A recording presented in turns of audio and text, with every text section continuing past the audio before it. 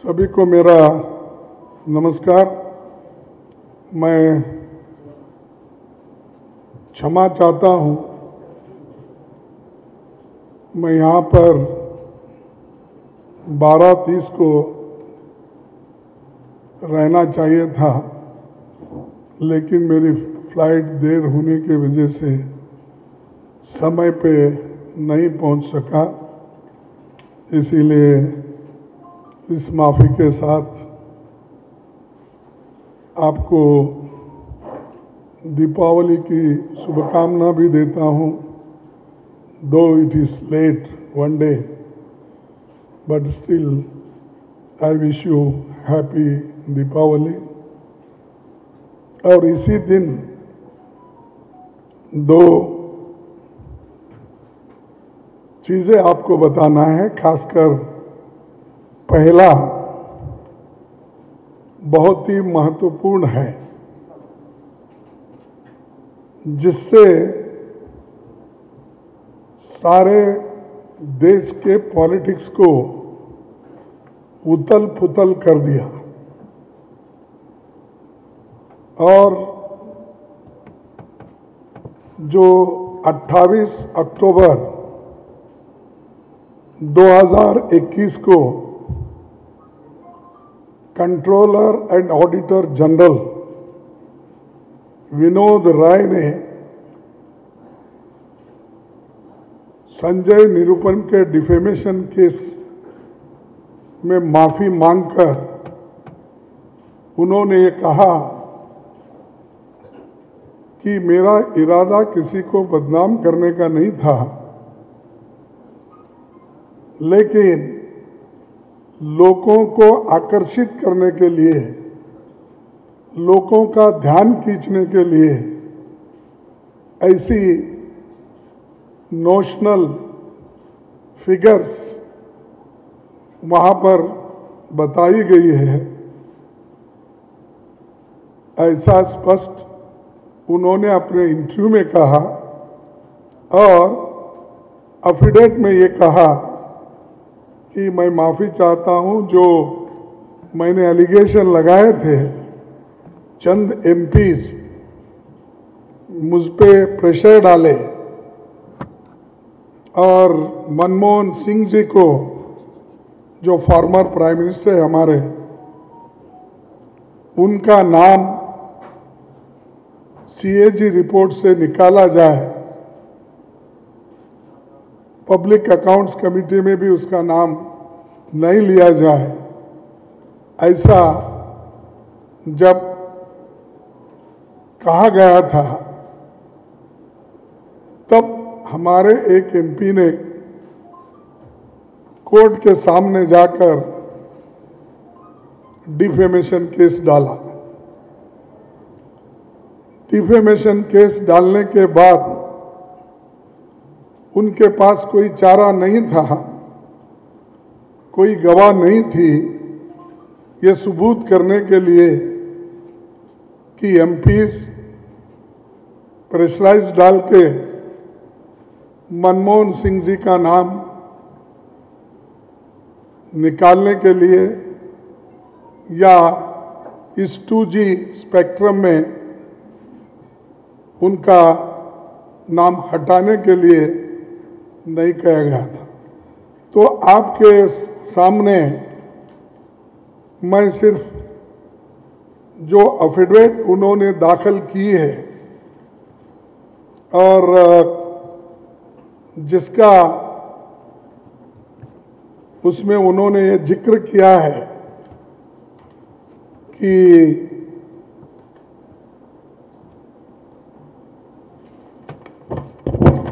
ये उनकी एफिडेविट है,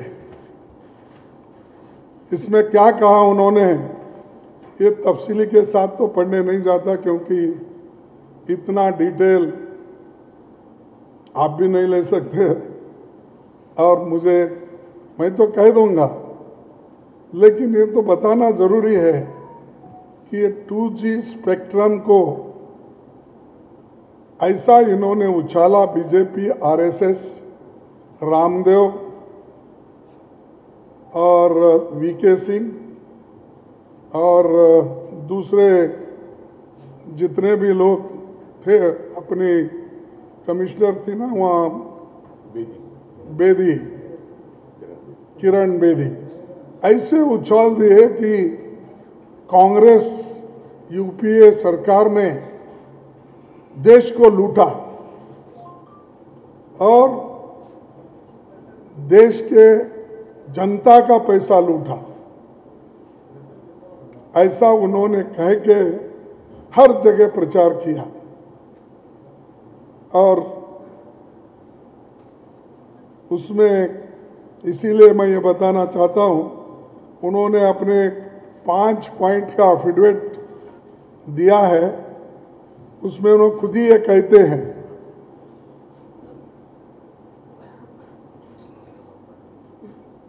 that the statement made by me against Sri Sanjay Nirupam as a televised and published as above stated are factually incorrect.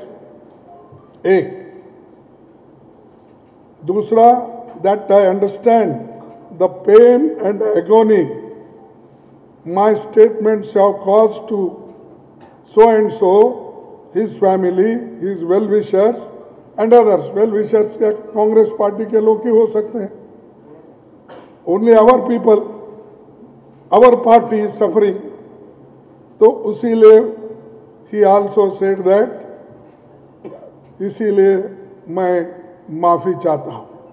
आगे उन्होंने ये भी कहा, he said, I hope that Sri Sanjay Nirupam will consider and accept my aforesaid unconditional apology and close this issue.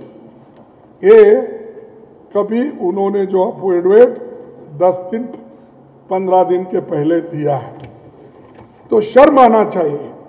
इससे मुल्क की पूरी image गई, हजारों लोगों के जो लोग इन्वेस्ट किए थे उनका पैसा गया और इकोनॉमी तबाह और तंग हो गई और लोग हमको बुरे नज़र से देखने लगे। आज यही स्टेटमेंट उसका है और इसीलिए सारे देश में हम ऐसे प्रेस कॉन्फ्रेंसेस सबूत के साथ आपके सामने रख रहे हैं। और इसके अलावा एक सीबीआई कोर्ट ने, ऑनरेबल जज साइना जी ने, उन्होंने भी ये कहा कि जो ये सीबीआई केस किया गया है, ये इसमें कोई तथ्य नहीं है, no evidence, nothing, and government failed to prove it. Prosecution failed to prove it the case. ये सीबीआई कोर्ट ऑन 21/12/2017 में क्रैश किया और उन्होंने क्या कहा, all charges against the accused ministers and all people falsely accused were acquitted of all the made-up allegations. The special court said, inverted comma, some people created a scam by artfully arranging a few selected facts and exaggerating things beyond recognition to astronomical levels. The judge had observed that the prosecution had failed to prove any of the charges leveled against the accused. ये 21/12/2017 और इनका ये परसों जो हुआ, अभी date मैंने बताया आपको कि टोल लाइन, सॉरी अभी हाँ, ये अभी 28 अक्टूबर 2021 आप देखिए किस ढंग से सिस्टेमेटिक लोन यूपीए गवर्नमेंट को, मनमोहन सिंह के इमेज को, कांग्रेस को खत्म करने की साजिश बीजेपी ने रची थी।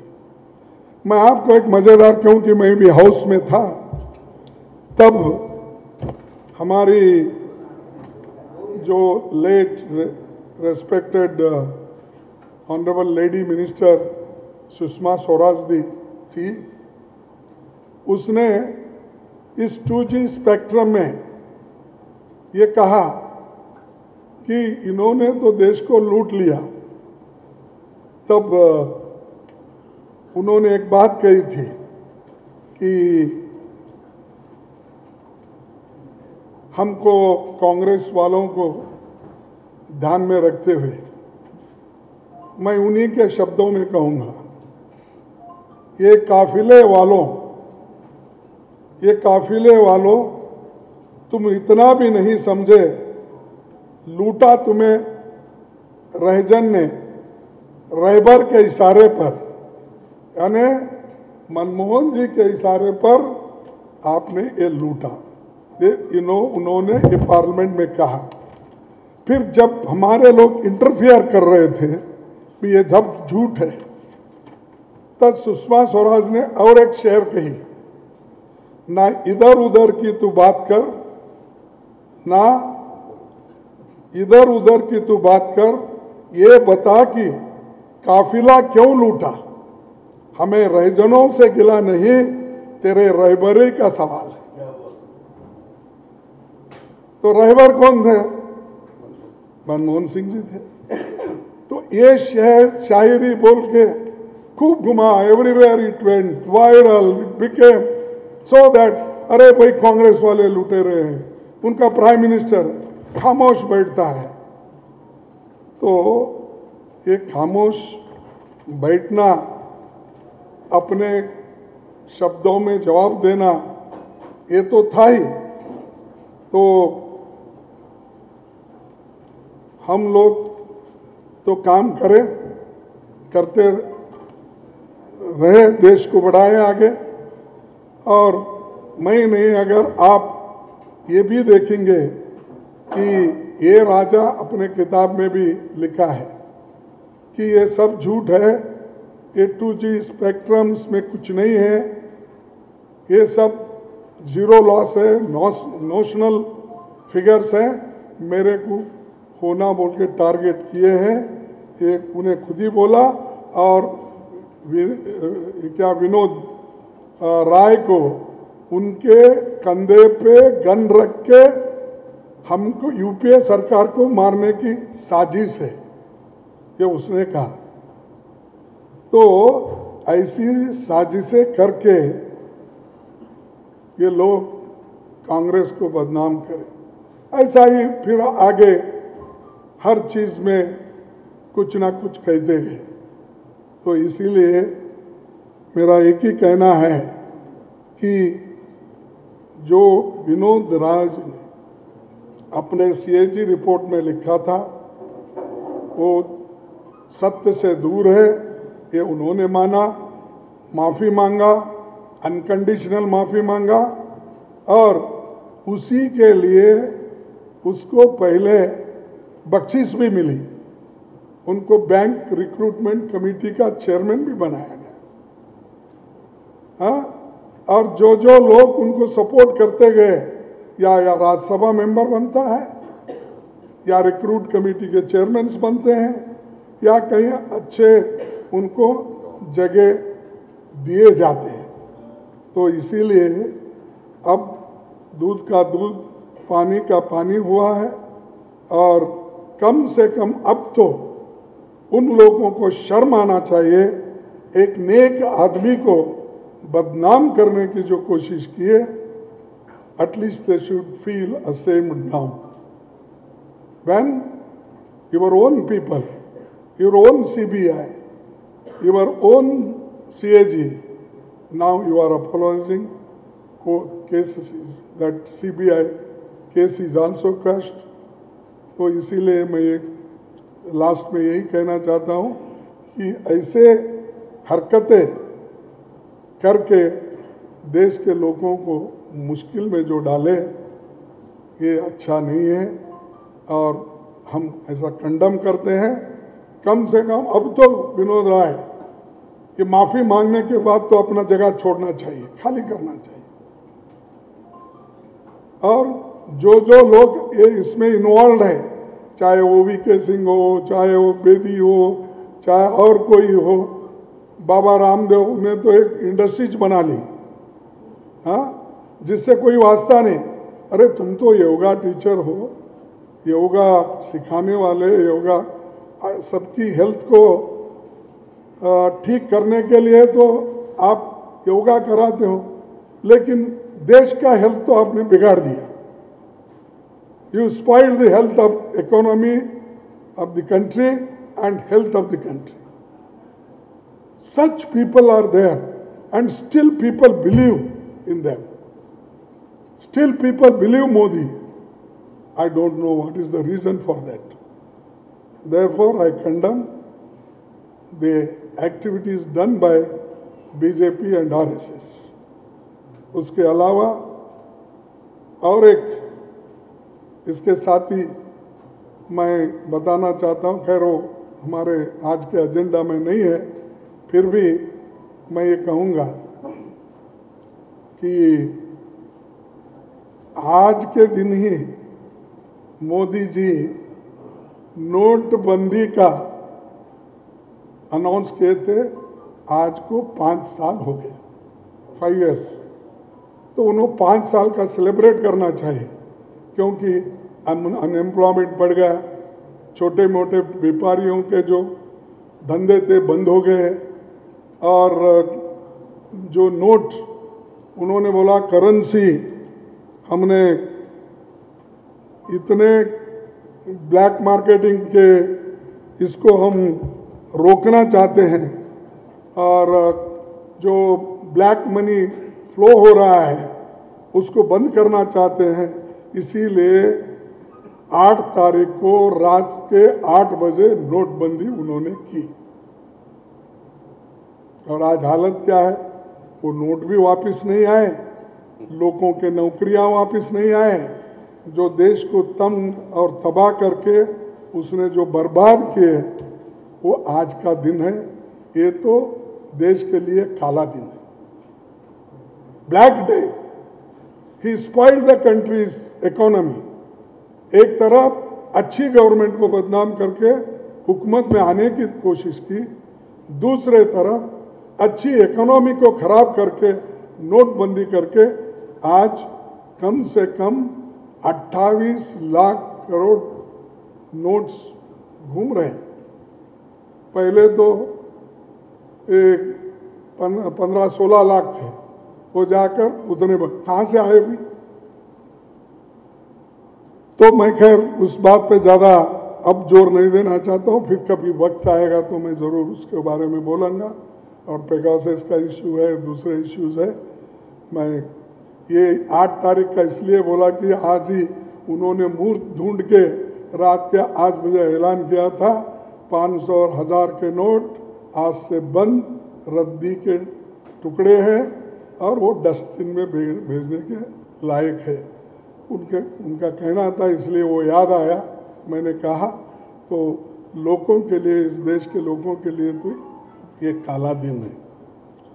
तो दोस्तों, यही है कि आरएसएस इसके पीछे है, बीजेपी जो कुछ कर रही है ये उनके सुन के कर रही है, और मोदी जी उनके जाल में फंस के एक एक चीज़ें ऐसे करते जा रहे हैं। और वही कि उनको कोई फ़र्क नहीं, चिंता नहीं पड़ती, चिंता नहीं गरीबों की। और उसमें अब डीजल पेट्रोल का थोड़ा दाम कुछ कम किए, 5 और 10 रुपए, उससे कोई फ़ायदा होने वाला नहीं।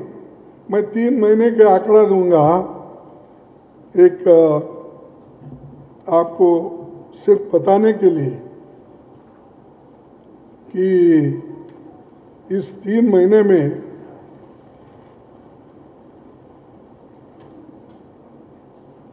हाँ इस 3 महीने में अगस्त, सितंबर, अक्टूबर 1,92,260 रुपये, 60 करोड़, यानी 1,92,259 करोड़ उनका इनकम ये 3 महीने में।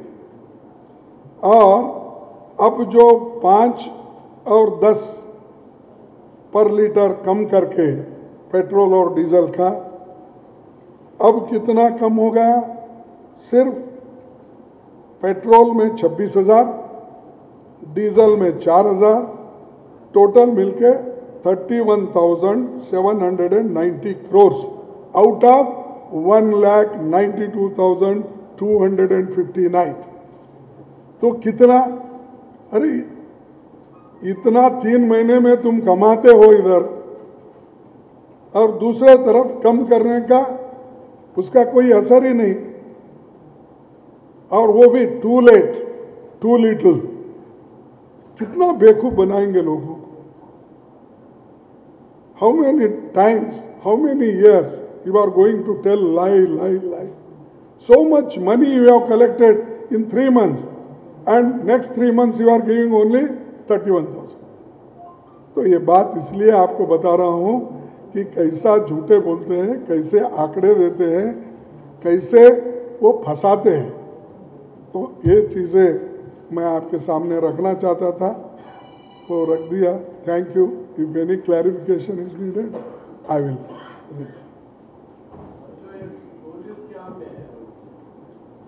हाँ हाँ, अरे वो तो नहीं, अब तो सीबीआई तो क्रैश कर दिया। इसीलिए तो शर्म आना चाहिए ऐसे लोगों को जो फॉल्स केस करते हैं without expecting any, without inquiry.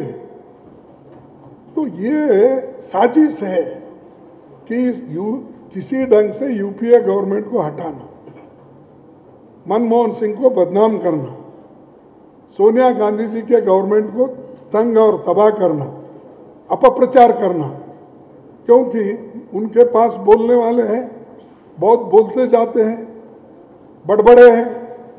तो इसीलिए मैं यही कह रहा हूं कि इनोसेंट लोगों को आप तो बदनाम करने की कोशिश कर रहे हैं, किए हैं, लेकिन इससे देश को बहुत बड़ा नुकसान होगा, किसी व्यक्ति को नहीं। जब इतनी बड़ी साजिश होना करे तो आप इतनी कदीम पार्टी, इतना बड़ा नेटवर्क, फिर आप उसका डिफेंस क्यों नहीं कर सकते? अरे किए, आप मान रहे कहाँ भाई? आप भी नहीं माने। उस वक्त इतना आया टीवी में, रोज उठ के 1 लाख कांग्रेस वालों ने ऐसा किया, आपके टीवी में, आपके प्रिंट मीडिया में, आपके भाषणों में, ये सभी कोई तो अब जो दिल्ली के चीफ मिनिस्टर से लेके अन्ना हजारे तक तुम बोलते गए, हमारे बात को नहीं माने, आज भी नहीं मान रहे आप, तो क्या करो बोलते। लेकिन हमारा काम है आपको जगाना। लेकिन एक आदमी, सोया हुआ आदमी, हम कितने भी कोशिश करेंगे, उठो उठो, अगर वो चाहता है कि सोए जैसा ढोंग जो करता है उसको कब तक उठाए? मोदी जो 500 के 1000 नोट को आज पता है 500, तो इसके ब्लैक डे में कांग्रेस अवेयरनेस क्यों पैदा नहीं करी पब्लिक? नहीं, वो तो देखो हर चीज कर रहे, एक एक होके। फार्मर इशू पे करें हम, डिमोनेटाइजेशन पे करें हम, और पेगासस पे करें हम, इसके ऊपर भी हम कर रहे हैं। हर चीज़ों पे हम लड़ रहे हैं, हमारी लड़ाई जारी है। हम किसी को डरते नहीं हैं और डरने वाले भी नहीं हैं। इसका अब कम क्यों किए पेट्रोल डीजल? क्योंकि ये हिमाचल में हारे, कर्नाटक में हारे, महाराष्ट्र में हारे, राजस्थान में हारे, तो ये इसका देख लिए 2 दिन सेमिनार करके वहाँ डिसीजन हम लेंगे। जब हारते हो तब ऐसे डिसीजन लेते हो, जब जीतते हो तो लोगों के गले काटते फिरते हो। Thank you.